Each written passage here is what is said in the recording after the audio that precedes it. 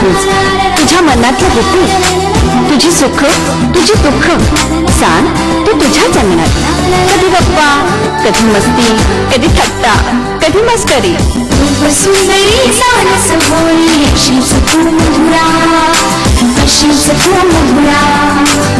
मग अशाच एका वळणावर विचारून तुला मस्त प्रश्न देशील तू त्याची सहजच उत्तर.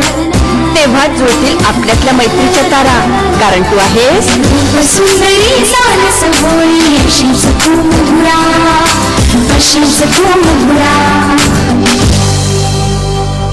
नमस्कार. आयुष्याच्या अल्बम मध्ये आठवणींचे फोटो असतात, पण पुन्हा पुन्हा कॉपी काढायची ठरवली तर निगेटिव्ह मात्र शिल्लकच नसतात. अशाच अनेक सुखदुःखांचे क्षण म्हणजे आपलं आयुष्य. अगदी बालपणापासून या सुखदुःखाला सुरुवात होते आणि मग खूप पुढे जाऊन अनेक चांगल्या घटनांचे प्रतिबिंब या छायाचित्रातून उमटत असतं. मग आपण पुन्हा पुन्हा बघतो आणि त्या प्रसंगांची आठवण करतो. अशा सुखदुःखांचं प्रतिबिंब आपल्या डोळ्यातून आणि हातातून क्लिक करणारा सुप्रसिद्ध छायाचित्रकार संजय पेठे आपल्या या परिवारात सामील होतोय. त्याचं स्वागत करूया. नमस्कार संजय. आज मला असं वाटतं की लगेच कॅमेरा ऑन झालेला, light on, click click click click अशा सुंदर प्रतिमा तुमच्या हातातून येणार आहेत. खूप मनापासून स्वागत करते, कारण मॉडेल समोर संजय, प्रत्येक जी कला असते ना ती आपल्या अंगात रक्तात कुठेतरी भिनत असते. या सगळ्याचे म्हणजे जेव्हा सुप्रसिद्ध छायाचित्रकार असं म्हणताना जो काही आम्हाला आनंद आणि अभिमान वाटतो, त्याचं व्यक्तिमत्व घडलं कसं? मी बेसिकली कमर्शियल आर्टिस्ट, जे स्कूल ऑफ आर्ट आणि तिथे फायनल इयरला मला स्पेशलायझेशन सब्जेक्ट फोटोग्राफी होतं. म्हणजे आम्हाला ऍडव्हर्टायझिंग मध्ये जे काही कॅम्पेन करायचं त्याच्यात मॅक्सिमम 80% 75% ही फोटोग्राफी असली पाहिजे. लेटरिंगच्या मुलांना लेटरिंग नसलं पाहिजे, म्हणजे शब्दातनं व्यक्त करायचं, आम्हाला फोटोतनं व्यक्त करायचं. तर अशा पद्धतीने जडणघडण माझी फोटोग्राफर म्हणून जे स्कूल ऑफ आर्ट मध्ये झाली. जेच्या मी कमर्शियल आर्टचा कोर्स केला आणि ते केल्यानंतर मी टाइम्स ऑफ इंडिया वगैरे सारख्या ठिकाणी एक अनुभव म्हणून नोकरी केली. माझ्या नशिबाने तिथे फिल्म फेअर वगैरे सारखीच मॅगझिनची डिझाईन करायला मला मिळाली. आणि त्याच्यानंतर मी माझे काही स्वतःचे क्लायंट्स जे होते त्यांची जाहिराती करत असताना तिथे मॉडेल्सची गरज भासायची. पण माझ्या क्लायंट्सना बजेट तेवढं काही फार नसायचं, पण छान मॉडेल पाहिजे, चेहरा चांगला पाहिजे वगैरे. तर अशा उद्देशाने एक नाटक बघण्याची, सिनेमा बघण्याची आवड असल्यामुळे असेल किंवा कसं, पण मी छबिलदास सारख्या ठिकाणी जायला लागलो, शिवाजी मंदिर सारख्या ठिकाणी जायला लागलो. आणि मग मी तिथल्या काही लोकांचे फोटो काढायचो आणि ते मी माझ्या क्लायंटला दाखवायचो की अशी मुलगी चालेल का, असा मुलगा चालेल का. आणि ते आवडली की मग ते म्हणायचे की हा चालेल. मग त्यांना कॉन्टॅक्ट करायचं आणि त्यांना पण आनंद व्हायचा. तर अशा पद्धतीने मी आधी ऍडव्हर्टायझिंग, मग ऍडव्हर्टायझिंगमुळे फोटोग्राफी आणि फोटोग्राफीमुळे मी नाट्य चित्रपट क्षेत्राकडे. असा तुझा प्रवासच थोडासा वादळी आहे. म्हणजे जसं वारं येतं तसं तसं तसं तसं हलत डुलत तिथे तिथे तू स्वतःच असं एक ठाम व्यक्तिमत्व उभं केलंस. या सगळ्या पसाऱ्यामध्ये थोडीशी नाटकांची आवड आहे, चित्रपटांची आवड आहे म्हणून, आणि बोलका स्वभाव, म्हणजे या सगळ्यालाच एक बोलकं व्यक्तिमत्व लागलं. आणि त्या बोलण्याच्या स्वभावामुळे अनेक व्यक्ती तुझ्या आयुष्यामध्ये आल्या आणि त्यांनी मग नंतर असा संजय पेठे खुलला गेला. तर मला वाटतं वामन केंद्रेंचं नाव घेतल्याशिवाय संजय पेठेचं व्यक्तिमत्व पूर्ण होणार नाही. बरोबर, अगदी बरोबर. तर वामन केंद्रेची माझी ओळख जुलवा या नाटकामध्ये झाली. जुलवा या नाटकाचे छबिलदासला फोटो वगैरे काढताना एकदा मी त्याला फोटो दाखवले, तर ते फ्लॅश मी करायचो आणि क्लिक क्लिक व्हायचं वगैरे. तर तेव्हा तो मला ओरडला होता की नाट्य क्षेत्रात, नाटकात फोटो काढताना फ्लॅश वापरले तर नट पण बिचकतात आणि प्रेक्षकांनाही सारखा त्रास होतो. आणि त्यांनी मला हे सांगितल्यानंतर मला एक त्याची जाणीव झाली की हो, काहीतरी असं असेल. मग मी माझ्या क्षेत्रातल्या लोकांना त्याबद्दल विचारलं की अशा टाईपची फोटोग्राफी आपल्याला करता येते का. मग तर त्यामुळे हो, त्याच्यासाठी म्हणजे टेक्निकली फास्ट फिल्म्स असतात किंवा तुमच्या लेन्सेस उत्तम पाहिजे, मग तुम्ही ते करू शकता, म्हणजे त्याच्या हाय स्पीडच्या हे असतात वगैरे. तर त्याप्रमाणे मी केली फोटोग्राफी आणि ती केल्यानंतर त्याला ती आवडली, जुलव्याचे फोटो आवडले. आणि वामन केंद्रे त्यावेळी एनसीपीएला होता आणि एनसीपीएला असताना वामन त्यांचं मला वाटतं रिसर्च असोसिएट होता. पु ल देशपांडे त्यावेळी तिथे संचालक होते, प्रेसिडेंट होते. तर वामन तिथे एक जिंगवारेशी हे नाटक करत होता आणि त्याच्यानंतर त्याला एक दुसरं नाटक करायचं होतं. तर त्यावेळी त्यांनी मला सांगितलं आमच्या इथे काही फोटो काढायचे तर तू ये. आणि तिथे गेलो तोपर्यंत मला माहिती नव्हतं की national centre for performing arts म्हणजे NCPA नावाचं मुंबईत दक्षिण बाजूला एक अति विशाल अवाढव्य आणि खूप सुंदर असं थिएटर आहे हे मला माहिती नव्हतं. आणि मी तिथे गेलो आणि त्यांनी मला डायरेक्ट पु. ल. देशपांडेंनी समोर उभं केलं आणि म्हणाले की हा तुमचा गाव आला पार्ल्याचा. आणि ही माझी पहिली भेट पुलंची ज्यावेळी झाली, जरी मी पार्लेकर पु. ल. पार्लेकर तरी त्यांना बघितल्यावर माझ्या डोळ्यातून पाणी घायला लागलं. तर समुदाय होत्या तिथे म्हणाले अरे काय, तर म्हटलं नाही, म्हटलं आपण एखाद्याला दैवत किंवा देव मानतो तसं नकळत म्हणजे रामांनी मला उभं केलं, म्हटलं माझी आज भेट झाली. तर तिथे तो विषय संपला आणि तो म्हणाला की वगैरे आमचं बैठकीची लावणी नावाचा आम्ही खूप सुंदर कार्यक्रम करतो, तू बघितलंस का? तर मी म्हटलं नाही बघितलं. तर मला म्हणाले मला त्याचे 2 तरी चांगले फोटो पाहिजेत. ज्यावेळी एखाद्या व्यक्तीने मला 2 तरी चांगले फोटो पाहिजे याचा अर्थ आधीचे बहुतेक खराब आले असतील किंवा त्यांना अपेक्षा जास्त असेल. म्हणून मी घाबरून म्हटलं मला याची रिहर्सल बघायला मिळेल का? तर ते म्हणाले बघायला मिळेल. आणि सांगण्यात आलं की फ्लॅश नाही वापरायचा, विदाऊट फ्लॅश अवेलेबल लाईटवर फोटोग्राफी करायची. आणि मी ती रिहर्सल बघून नाही तर मी असा स्तब्ध झालो होतो. तर मला त्यांचे मॅनेजर आहेत विजय देसाई, त्यांनी मला येऊन विचारलं काय घाबरलं काय, होणार की नाही? तर मी म्हटलं की नाही होईल, पण म्हटलं याच्यासाठी एक वेगळी फिल्म लागते ती मला आणायला लागेल. मी वामनला सांगितलं, वामन मला घेऊन ये. ती मी फिल्म घेऊन आलो आणि त्याचे मी फोटो काढले. तर ते फोटो काढताना आत्तासारखा डिजिटल कॅमेरा त्यावेळी आम्ही निगेटिव्हचे कॅमेरा वापरायचो आणि तिथे मला एक एक फ्रेम वाचवणं हे फार महत्वाचं असायचं. तर त्याच्यामुळे तिथे मी ते फिल्मचा लीडर कसा लावतो तिथपासून सुरुवात असायची. त्यामुळे 36च्या ऐवजी 37 कधी 38 असे फोटो.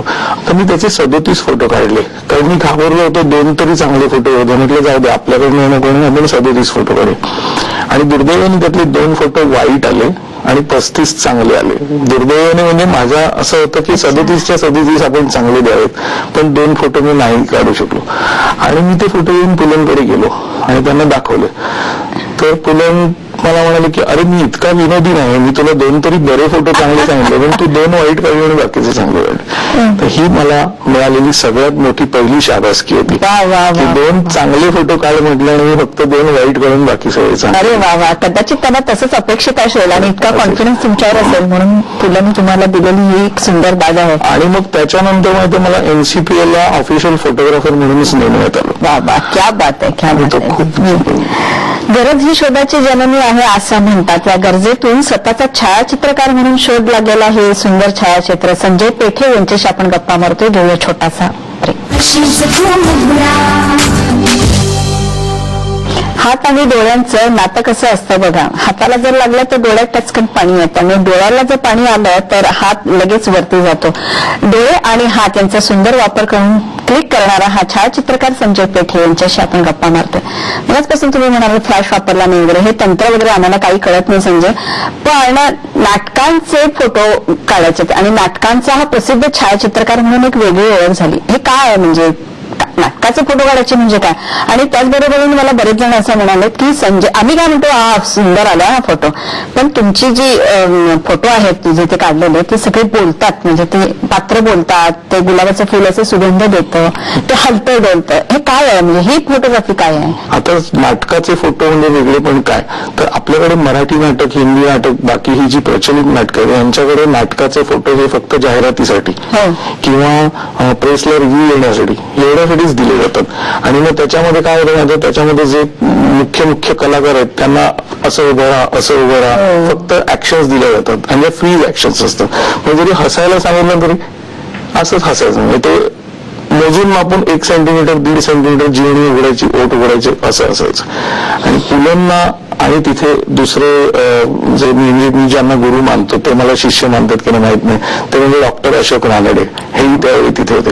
यांनी मला सांगितलं की प्रत्येक वेळी जिवंतपणा वाटला पाहिजे आणि त्याच्यासाठीच ते विदाऊट फ्लॅश फोटोग्राफी, म्हणजे आपण ऍडिशनल त्याला फ्लॅश न लावता जे समोर घडते त्याची फोटोग्राफी करायची आणि ह्याला रिपीट नाही. तर एकदा एखादं नाटक होऊन गेलं की आयदर ते महिन्याभराने व्हायचं किंवा बाहेरगावून आलेलं नाटक असेल तर 6-6 महिने वर्ष नाही व्हायचं.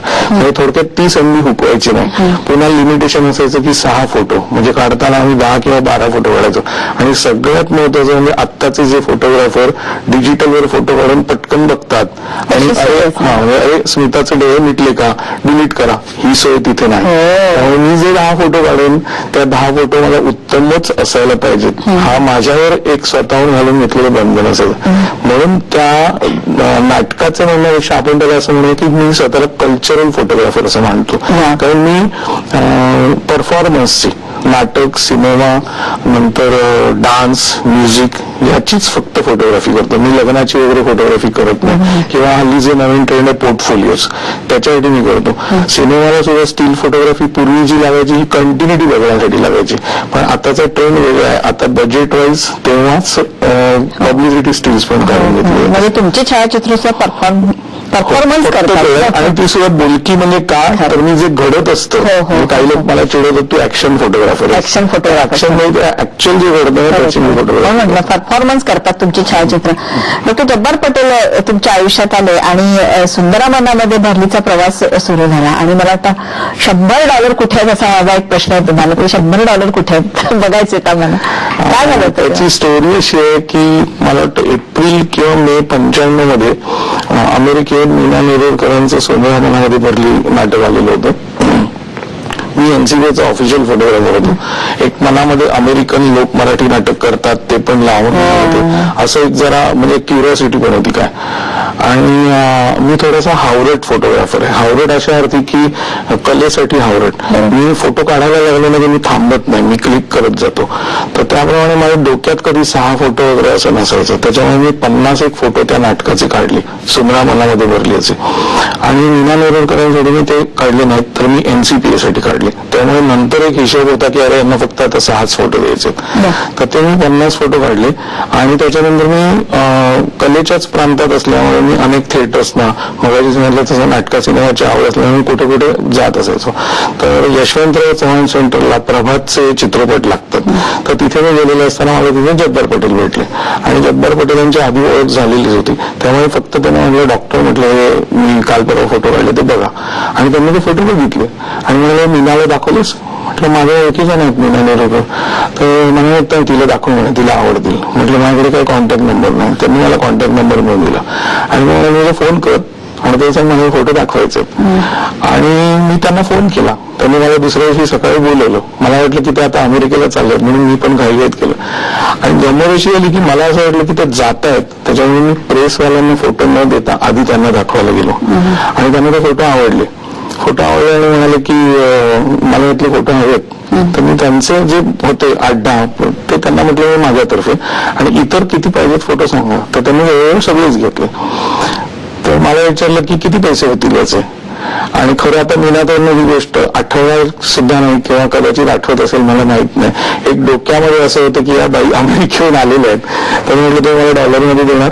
तर ते म्हणाले शहाणाच की, पण मला देते म्हणे, किती $? सांग. आणि मी त्याला $100 सांगून टाकले. मला डॉलरचा भाव माहित नाही काय, मला ती नोट $ची मिळावी अशी माझी इच्छा होती आणि ती मला जपून ठेवायची होती. म्हणून मी म्हटलं मला $100 द्या. आणि त्यांनी मला खरंच दिले ते $100. मला इतका आनंद झाला की आपण $100 साठी फोटो नाही विकले, पण त्यांनी सुद्धा माझी किंमत म्हणून. आज खरंच जर का मीनाताईवर का कुठे इंटरव्ह्यू तर त्यांना सुद्धा आठवणार नाही की आपण संजयला त्यावेळी $100 दिले. क्या बात आहे, क्या बात आहे. एका चेहऱ्यावरच्या स्मित हास्याने जर तुमचं चित्र सुंदर येणार असेल तर आयुष्यभर तुम्ही हसत राहिलात तर तुमच्या आयुष्याचं छायाचित्र किती सुंदर येईल. छायाचित्रकार संजय पेठे यांच्याशी आपण गप्पा मारतोय, त्याआधी घेऊ आपण छोटासा ब्रेक. कॅमेऱ्यामध्ये कटिबद्ध होणारे अनेक सुंदर क्षण छायाचित्रकार संजय पेठे यांच्याशी आपण गप्पा मारतोय. विचारूया त्यांना. स्वतःची डायरी लिहित असतानाच म्हणजे स्वतःला डायरी लिहिण्याचा एक छंद होता आणि त्यातूनच मग हा लेखक संजय पेठे पुन्हा एक वादळी व्यक्तिमत्व बाहेर आलं का? असं म्हणायला हरकत नाही, कारण डायरी लिहिणं हा माझा उद्देश नव्हता. पण मी ज्यावेळी JJ स्कूल ऑफ आर्टला होतो तर JJ स्कूल ऑफ आर्टला एखाद्या असाइनमेंटच्या वेळी तुमचा अनुभव त्याच्यावर लिहा असं आम्हाला एक शिकवण होती. आणि तो अनुभव लिहिताना कुठल्याही भाषेत लिहायचा, पण तो अनुभव लिहायचा की मी हे चित्र का काढलं. तर ते अनुभव लिहिता लिहिता, असाइनमेंट लिहिता लिहिता मला दिवसाचं एक एक काय ते लिहायची सवय लागली. ही सवय मला 1984 साली राहिली. मी 1984चा JS कोल्हापूरचा पास आउट स्टुडंट आहे. तेव्हापासून त्यानंतर मग मी डायरी लिहायचो. अनेक सुखदुःखाचे क्षण यायला लागले. मी तारखेनुसार असं लिहितो असं नाही, पण मला ती लिहिता लिहिता अगदी सुरुवातीला कदाचित मला असं वाटतं मी 8-10 दिवसांनी डायरी लिहायचो, पण नंतर मग ती सवय लागायला लागली मला. किंवा असं म्हणजे माझ्या आयुष्यात खूप सुखदुःखाच्या गोष्टी रोज रोज घडायला लागल्या. रोज रोज वेगळ्या वेगळ्या व्यक्ती भेटायला लागल्या. रोज काहीतरी नवीन शिकायला मिळायला लागलं.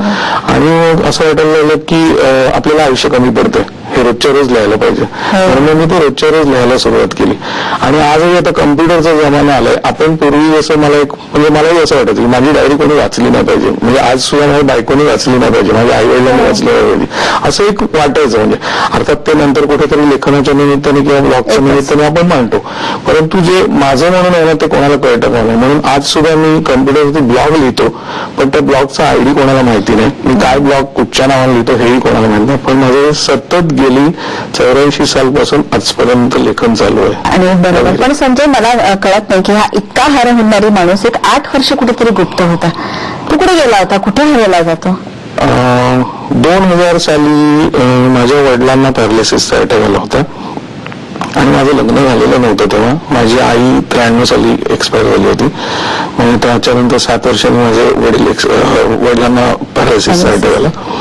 आणि वडिलांना पॅरालिसिसचा अटॅक आल्यानंतर त्यांची एक बाजू पूर्ण गेली आणि वाचा मुख्यमध्ये गेली आणि ती येण्यासारखीच नव्हती. तर अशा कंडिशनमध्ये घरात मी आणि माझा धाकटा भाऊ आणि माझे वडील, आम्ही तिघेही पुरुषच. तर मग करणारं कोणी नव्हतं. आणि जी माणसं ठेवत गेलो आम्ही त्यांच्यासाठी, जे वॉर्ड बॉय वगैरे असतात ते कदाचित आम्ही दोघंही दिवसभर बाहेर, त्याच्यामुळे थोडेसे विचित्र वागले आणि त्याचा मला त्रास व्हायला लागला. आणि मग अनेक नातेवाईकांनी मला असं सांगितलं की वडिलांना वृद्धाश्रमात ठेव. पण खरं सांगतोस मी, त्यांनी जवळजवळ 52 वृद्धाश्रम पालथे घातलेत. आणि आज तू वादग्रस्त म्हणतेस, वादळी म्हणतेस, पण मी खरोखर वादग्रस्त विधान करतो की अनेक वृद्धाश्रम हे चांगले नसतात. तर कृपया वृद्धाश्रम हा पर्याय आजच्या समाजाने टाळावा असं माझं स्पष्ट मत आहे. तर असे झाल्यानंतर मग मी माझ्या वडिलांकडे जास्तीत जास्त बघायला लागलो. नशिबाने मला या वडिलांकडे बघण्यातच एक छान मुलगी भेटली जिच्याशी मी लग्न केलं. लग्न केल्यानंतर तिने आपल्या वडिलांची सेवा सुद्धा केली नसेल, कारण तिला वडील नाही, तेवढी सेवा माझ्या वडिलांची केली.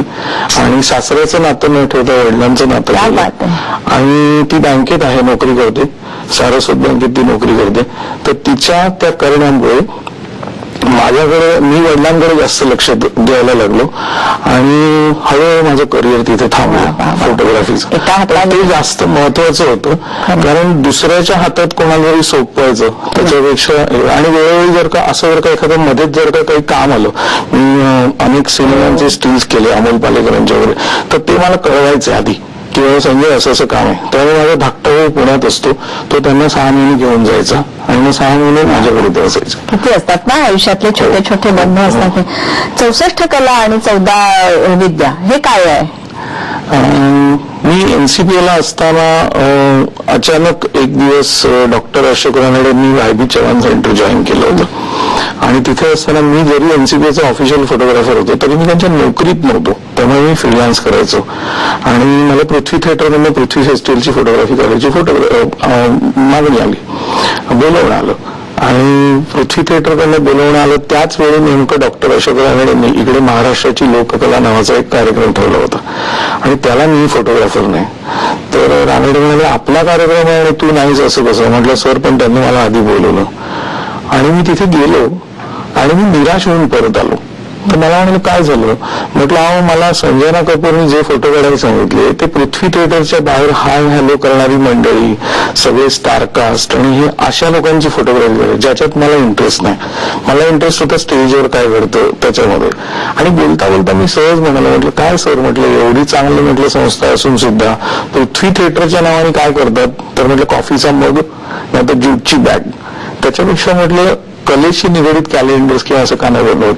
आणि त्यांनी मला असं केलं की तू का नाही करत तसं काहीतरी वेगळं. तेव्हा मला म्हटलं की सर माझ्याच डोळ्यापुढे 2 सब्जेक्ट आहेत, एक 14 विद्या 64 कला आणि एक नवरस.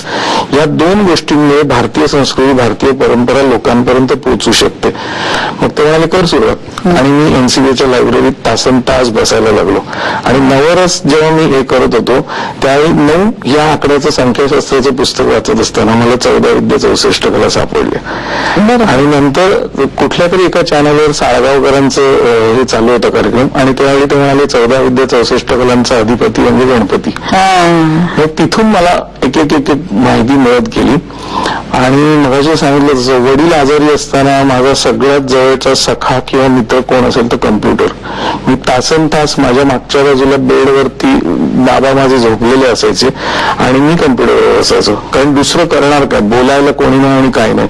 तर दिवस खायला उठायचा. मग अशा वेळी कम्प्युटर आणि कम्प्युटरवरती इंटरनेटवरती आता मला इन्फॉर्मेशन टेक्नॉलॉजी म्हणतो, माहितीचा खरंच खजिना आहे तो. तिथे मी 14 विद्या 64 कला शोधायचा प्रयत्न केला, मला सापडल्या नाहीत. आणि मग मी तिथे स्वतःचा एक ग्रुप निर्माण केला 14 विद्या 64 कला या नावाचा. आणि त्याच्यातनं मला जेवढी माहिती आहे तेवढी मी द्यायला सुरुवात केली. हळूहळू लोकांना ती इंटरेस्टिंग वाटली, लोक त्या ग्रुपला जॉईन व्हायला लागले. आज त्या ग्रुपला 2000च्या वरती ग्रुपला मेंबर म्हणून आहेत. कसली फी नाही, काय नाही, केवळ समविचारी आशयाने. आणि त्याच्यातले काही मित्र असं म्हणायला लागले की आपण फक्त नेटवर भेटतो, आपण काहीतरी कार्यक्रम पण करूया ना 14 विद्या 64 कलातर्फे. आणि मग आम्ही असं ठरवलं की ठीक आहे आता याचे कार्यक्रम पण करायचे. पण पेशाने फोटोग्राफर असल्यामुळे म्हणा किंवा घरची परिस्थिती तितकी काही अगदी म्हणजे आज खायला अन्न असं नव्हतं, तर त्याच्यामुळे एक आवड होती. म्हणून मग असं ठरवलं की एखादा कार्यक्रम जर का करायचा असेल तर त्याच्यासाठी लागणारा जो पैसा आहे तो स्पॉन्सरशिप मधून मिळवायचा आणि ते लोकांना मात्र फ्री द्यायचं. तर अशा पद्धतीने मी पहिलं 14 विद्या 64 कलातर्फे एक प्रकार केला. तो म्हणजे पुण्याचे करंदीकर नावाचे गृहस्थ आहेत, त्यांच्याकडे भातुकलीची 1,500 खेळणी आहेत. त्या खेळण्यांचं मी मुंबईत प्रदर्शन केलं. 3 दिवस ते प्रदर्शन मी फ्री ठेवलं. त्याला 35,000 लोकांचा प्रतिसाद मिळाला. एकदा केल्यावर 3-4 वर्षांनी परत केलं आणि आज ते भातुकली म्हणजे आपण ज्याला परंपरा आपली म्हणतो भातुकली, ती फिलाडेल्फियाला 2009 साली जाऊन आली. खरे खरे बापरे, वादळ वादळ वादळ वादळ घोंगावतंय वादळ. खूप मजा आली संजय. आणि तुम्ही हे जे काय छान करता म्हणजे कुठून कुठून कुठे कुठे कुठे प्रवास जातो आणि किती लोक आपल्याला भेटतात आणि प्रभाव टाकतात, त्याचं एक मूर्तिमंत म्हणजे संजय पेठे. पण तरी सुद्धा ही कला अशीच जोपासत चला आणि अशा सगळ्या सांस्कृतिक घडामोडी तुमच्या आयुष्यात छान छान यावत आणि आता सुखाचेच सगळे क्षण जास्त यावत यासाठी मात्र मनापासून तुम्हाला शुभेच्छा देते. माझ्यातर्फे पण सर्व प्रेक्षकांना धन्यवाद आणि त्यांच्याही आयुष्यात काहीतरी चांगलं घडत राहावं शुभेच्छा. अगदी छान. असा हा सगळ्यांनाच क्लिक करणारा छायाचित्र, याला मात्र आपण काहीतरी क्लिक करूया. लिहा मधुरा मराठी सकाळ भवन CBD Belapur Navi Mumbai 400614 email ID आहे madhura@samtv.com. तेव्हा पुन्हा एकदा क्लिक. बाय. लक्ष्मणाने जी शबरीची बोलं टाकून दिली ती नको मला तीच त्याला नंतर संजीवनी पर्व जेव्हा उचलून आणला, संजीवनीसाठी हनुमानाने उचलून आणला, तर त्या बोराचीच त्याला फळं खावी लागली. म्हणजे तुम्ही काहीही गोष्ट एस्केप नाही करू शकत, तुम्हाला प्रत्येक गोष्ट सामोरं जायलाच लागतं.